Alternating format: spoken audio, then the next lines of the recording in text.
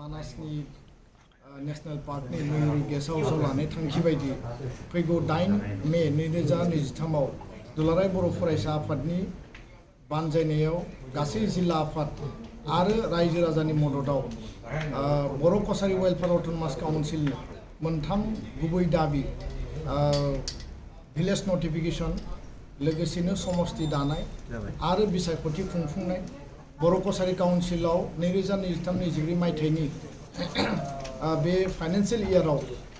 बांसिन बेयाव फान्ड एल'केशन होनाय बे दाबिफोरखौ लानानै जोङो 3 घन्टा धरना हाबाफारि जोङो फोसावनाय जादोंमोन आरो बे धरना हाबाफारिखौ 12 एप्रिलनि थांखि बायदियै 2 मे तारिखआव दाख्लैबावै जोङो फोसावदों आरो नुबाय जे 2 मेयाव धरना हाबाफारिखौ फोसावनायनि उनावनो 3 मेयाव आरो मैया 4 मेयाव मोनसे राज्यपालनि नटिफिकेशन नैबे नटिफिकेशन ओंखारदों आरो लोगोसेनो माने ट्राइबेल एफेयार्स डिपार्टमेन्टनिफ्राय बिथांमोना माखासे माने नटिफिकेशन दिहुनदों आरो बे नटिफिकेशन बायदियै जोङो नुबाय जे आसाम सरकारनि ट्राइबेल एफेयार्स डिपार्टमेन्टआ बर' कसारी वेलफेयार अट'नमास काउन्सिलनि जि गामि नटिफिकेशन भिलेज नटिफिकेशन सारा आसाम नाङै जि डिस्ट्रिक्ट वाइज जि जोंनिफ्राय साबमिट खालामनाय दङमोन आरो गुबुन गुबुनफ्राबो साबमिट खालामदों आरो सरकारा बेखौ ट्राइबेल रिसार्च इन्स्टिट्यूटआव स्टाडि खालामनानै गासै भिलेजफोरनि डाटाखौ बिथांमोना ड्राफ्ट खसरा पाब्लिकेशन खालामदों आरो बेयाव क्लेम्स आरो अबजेक्शन्सनि थाखाय इनक्लुजन आरो एक्सक्लुजननि गामि सोसननाय आरो गामि दानख'नाय बर' कसारी council administered area outside the 6 schedule BTR आरो कार्बि आंलं आरो डिमा हासावनि बाहेरायाव थानाय गासै आसामनि बर' आरो बर' सुबुंनि गामि आरो न'खरफोरखौ बेयाव इनक्लुजन खालामनायनि बा बर' मानसिफोरनि hopes and aspiration political social economic education डेभेलपमेन्टनि थाखाय जि मोनसे काउन्सिल सेटआप जादों 2020-27 जानुवारिनि बड' एकर्डनि बायदियै बेबायदियै दाफुंनायनि थाखाय बिथांमोना ड्राफ्टखौ फोसावबाय 3 बोसोर जाबाय एकर्डनि उनाव बिथांमोना इन्टारिम काउन्सिल दादों किन्तु बर' कसारी वेलफेयार अट'नमास एक्ट 2020 बिनि अधीनाव बा बिनि बिथा खालामनानै नाथाय 3 बोसोराव बिथांमोना गोबां सावरायसेयावबो मावगोन होनना बुंसेयावबो बेखौ मावाखैमोन किन्तु लेट जादों थेवबो बिथांमोना दिनै मावनो लाबाय आरो बेखायनो 8 तारिखआव जि जोंहा 3 घन्टा धरना फोसावनाय दङमोन बे धरनाखौ जों दिनै उइथड्र खालामबाय आरो जोङो आसाम सरकारखौ बिनि थाखायबो जों धन्यबाद बावदों जे बिथांमोना बे खामानिखौ मावनो लाबाय नाथाय समस्ति दानाय आरो बिसायख'थि खुंनाय बे हाबाफारिया उननि समाव जानांगोन आरो बेखौ मोनसे टाइम बाउन्ड मोनसे सिस्टेमेटिक मेनारनि गेजेरजों डिले आरो गोलाव खालायाबासिनो बे खामानिखौ जाहाथे कमप्लिट खालायो आरो बिनि गेजेरजों बर' कसारी वेलफेयार अट'नमास काउन्सिलाव थानाय बर' सुबुंफोरनि गासैबो हप्स एन्ड एसपिरेशनखौ जाहाथे फुलफिल खालामो बेखायनो जोङो दिनैनि प्रेस मिटनि गेजेरजों 8 तारिखनि जि धरना बेखौ जोङो उइथड्र खालामबाय आरो सरकारखौ जोङो धन्यबाद होदों लोगोसेनो जों दाबिबो खालामदों जे अकल गामि नटिफिकेशननिल' नङा जे समस्ति दानाय आरो बिसायख'थि खुंनाय बिनि गेजेरजोंसो बर' कसारी वेलफेयार अट'नमास काउन्सिला फुल फ्लेजेड मोनसे काउन्सिलाव माने बियो आपग्रेड जागोन बा मोनसे सेटआपआ कमप्लिट जागोन बे बाथ्राखौ जोङो दिनै फोरमायबाय गुबुन मोनसे जोंनि दिनैनि प्रेस मिटनि आयदाया जाहैबाय जे दुलाराय बर' फरायसा आफादनि बानजायनायाव आरो गासै एनडिएफबि बारग' एनडिएफबिफोरनि मददनि गेजेरजों आरो रायजो राजानि मददनि गेजेरजों नैबे जि गोरोबथानि उनाव जोङो नुदों जे 56 जोंनि बारग' एनडिएफबि बिथांमोना एनडिएफबि एसनि बिथांमोना जेलाव दङ आरो बे 52नि गेजेराव 6खौ एनआईए स्पेसियेल कर्टआ बिथांमोननो सोरनोबा लाइफ इमप्रिजनमेन्ट जाबजीबन कारादन्ड आरो सोरनोबा डेथ पेनाल्टि होदों बिनि अनगायैबो सिबिआइ आदालतआ रन्जन दैमारि रिफिखां गयारि जर्ज बर' आरो गुबुन गुबुन 7 जन 7खौ बिथांमोननोबो लाइफ इमप्रिजनमेन्ट होनानै दोनदों दा बे गासै 7 आरो 52 गासै 63 दिनै गुवाहाटीनि सेन्ट्रेल जेलाव दङ दा बे गासै माने जि थासारिखौ जोङो न'खरनिफ्राय जिखिनि जों मिथिबाय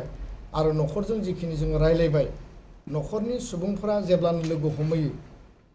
बै जोंनि बारग' एनडिएफबिफोर जायफोर जेलाव दङ बिथांमोना न'खरनि सुबुंफोरनो क्लियारै फोरमायदों आरो न'खरा जोंनो फोरमायफैदों जे एनआईए कर्टआ बिथांमोनखौ हियारिं आरो ट्रायलनि थाखाय जेब्लानो एनआईए माने एजेन्सिया कर्टआव लानानै थाङो स्पेशल कर्टआव बिथांमोनखौ मेन्टेल आरो साइकोलजिकल प्रेसार होनाय जायो माखासे माने हेरेसमेन्ट माने बिथांमोनखौ होनाय जादों आरो बिनि थाखाय बिथांमोना दिनै गाज्रि अबस्थायाव दङ गाज्रि थासारियाव दङ आरो सानफा एफा सासे सासे एकर्डनि उनावबो गोजोन गोरोबथानि उनावबो दिनै भार्डिक्ट होनायखौ जों नुनो मोन्दों दा बेखायनो एनआईए कर्टनि जिखिनि ट्रायल आरो हियारिं बेखौ टटेलि स्टप खालामनांगौ बेखौनो लानानै दिनै जोङो बेयाव प्रेस मिट खालामदों असमिया मिडियायावनो जा बर' मिडियायावनो जा आरो गुबुन गुबुन मिडियायाव आरो 52 जनखौ आरो सास्नि 63 जिखिनि जेलाव दङ गासैखौबो बिथांमोनखौ हगारनांगौ जोंनि बे दाबि लोगोसेनो बिथांमोननि केसखौ उइथड्र खालामनांगौ एनडिएफबिनि गासै केसखौ उइथड्र खालामनांगौ जिहेतु 264 केसा दासिम उइथड्र जाबाय आद्रा थानाय केसा उइथड्र जानांगोन बे गासै दाबिफोरखौ लानानै दुलाराय बर' फरायसा आफादा एनआईए स्पेशल कर्टनि जिखिनि हियारिं एन्ड ट्रायल बेखौ बन्द खालामनाय बिथांमोनखौ मेन्टेल हेरेसमेन्ट होनाय साइकोलजिकल प्रेसार होनाय बेखौ बन्द खालामनाय आरो बिथांमोनखौ जेलनिफ्राय दिहुननानै लाबोनाय बे गासै दाबिखौ लानानै दुलाराय बर' फरायसा आफादा 29 मे 2023 बे मे दाननि जोबनाय सप्तायाव क'क्राझाराव गासै रायजो राजा आरो दुलाराय बर' फरायसा आफादा ज' लोगो नांनानै जोङो प्रटेस्ट डेमनस्ट्रेशन सुबुं खुद्रिसारनाय जों हाबाफारि बेयाव लागोन आरो भारत सरकारनि गाहाय मन्त्रि आरो लोगोसे नखर मन्त्रि आरो भारतनि मानिनां प्रेसिडेन्ट अफ इन्डिया हादोरगिरि बिथांनो जोङो मेम'रेन्डाम हरगोन जाहाथे एनडिएफबिनि बारग' सोद्रोमा बिथांमोना जेलनिफ्राय उदां जानानै न'आव फैनो हायो बिथांमोननि केसआ उइथड्र जायो हाइनियास नन हाइनियास गासैबो केसआ नन हाइनियासआ उइथड्र माखासे जाबाय जाबावनांगोन आरो लोगोसे हाइनियास केसआ केस बाय केस उइथड्र जानायनि बाथ्रा दंमोन बियो दाबो आराम्भ जायाखै आरो जेलाव थानाय मानसिफोरखौ हेरेसमेन्ट होनाय एनआईए कर्टआ हेरेसमेन्ट होनाय बे टटेलि स्टप जानांगोन दा बेखौनो लानानै जों दिनै बे बाथ्राखौ जों फोसावबाय आरो गासै रायजो राजा बारग' एनडिएफबि एबसुनि गासै मावथि बिबानगिरिफोरखौ 29 मेआव दुलाराय बर' फरायसा आफादनि हांख्रायनाय बायदि बे दाबिखौ लानानै सोमावसारनायाव बाहागो लानो थाखाय आं बयखौबो गंग्लायै खावलायबाय जोबथेसालियाव जोबजानानै बारग' एनडिएफबिनि दैदेनगिरिफ्रा दुखुयै फोरमायगासिनो दङ आथिखालनि खुंथायगायाव थानाय सरकार प्रमद बर' बिथाङा दिनैसिमबो बख'नायनि थाखाय आल'सना खालामाखै होननानै बिथांमोना गोथौयै दुखु फोरमायगासिनो दङ बिनि सायाव मा फोरमायगोन दुलाराय बर' फरायसा आफादनिफ्राय ना बिटिआर गोजोन गोरोबथानि माखासे दफाफोरा गोबां दफायानो दिनै मावफुंजाबाय आरो माखासे दफाफोरा मावफुंजानायनि थाखाय खामानि मावगासिनो दङ आरो बेयो आद्रा जानानै दङ दा गोबाङानो गोबां बाथ्रा सावरायो आरो सावरायनायाथ' स्वाभाबिक बयबो सावरायगोन डेम'क्रेटिक माने मोनसे समाज आरो नेसनाव बयहाबो बिनि सायाव डिसकासन खालामनो हानाय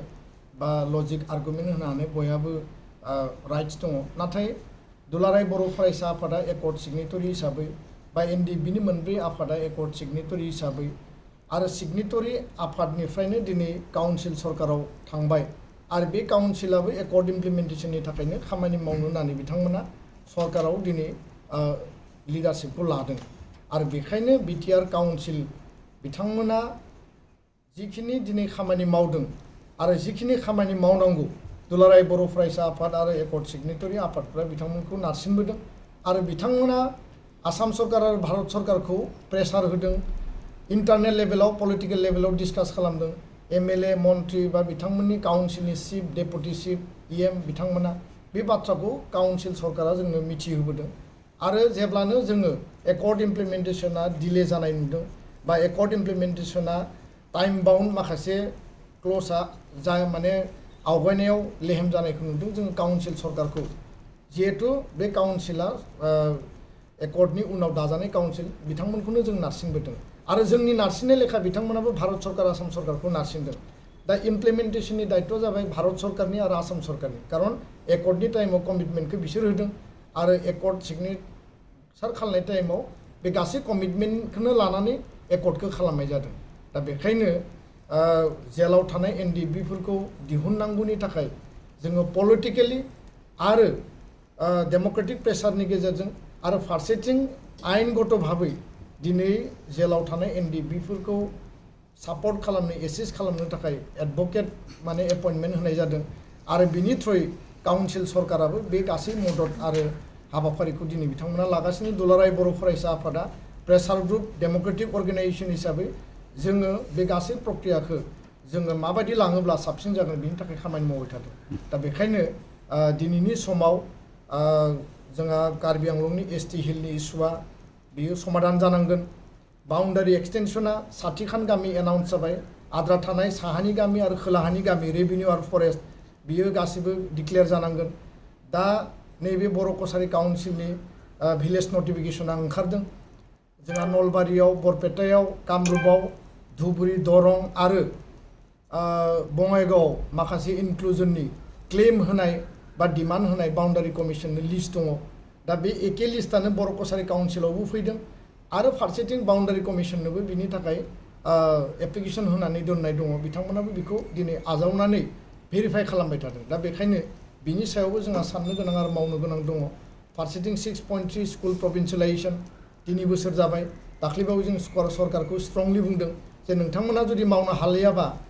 6.3 स्कुल प्रभिन्सियेलाइजेसनखौ जुदि मावनो गोसो गैयाब्ला नोंथांमोना क्लियारलि बुं जोङो सोलोंथाइ मन्थ्रि बिथांखौ बुंदों साहित्य सभा आरो एबसुनि जोंनि बाहागो लानायाव आरो हायाब्ला जोङो भारत सरकारनो बेखौ इनफर्म खालामगोन जोङो स्टेटनि एगेन्स्टआव कमप्लेन होनो गोसो गैया किन्तु नोंथांमोना जुदि मावाब्ला जों स्टेटनि एगेन्स्टआव जोंनि ट्राइपार्टाइटआव जों कमप्लेन होनांगोन बे बाथ्राखौ जोङो जेला क्लियार बुङो बिथाङा बिनि सायाव एक्सन लानानै हाबा मावनो होननानै खोथा होदों किन्तु बिथांनि खोथाया जुदि मोनसे टाइमनि गेजेराव जुदि रज'आब्ला बिनि थाखायबो जोङो माखासे डिसिसन आरो पलिसिखौ जों लानो बाध्य जागोन दा बेखायनो बे गासै बिथिंनि सायाव जोङो उननि समाव मार्टियार फेमिलिनो रां होनाय अनसुंथाइ होनाय 4301 एनडिएफबि फर्मार केडारफ्रा रिहेबिलिटेसन मोनबाय आद्रा थानायाबो मोननांगौ बिथांमोना माने रिहेबिलिट जानांगौ बे गासैबो मेटारखौ लानानै जोङो सरकारखौ प्रेसार बिल्डिं खालामगोन आरो 29 तारिखनि जि धर्ना बे धर्नाया बिनि थाखाय इफेक्टिभ मेसेज मोनसे हरगोन आरो बेजों सरकारा निस्सय साननो बाध्य जागोन जों बेखौ फोथायो गोजोन्थों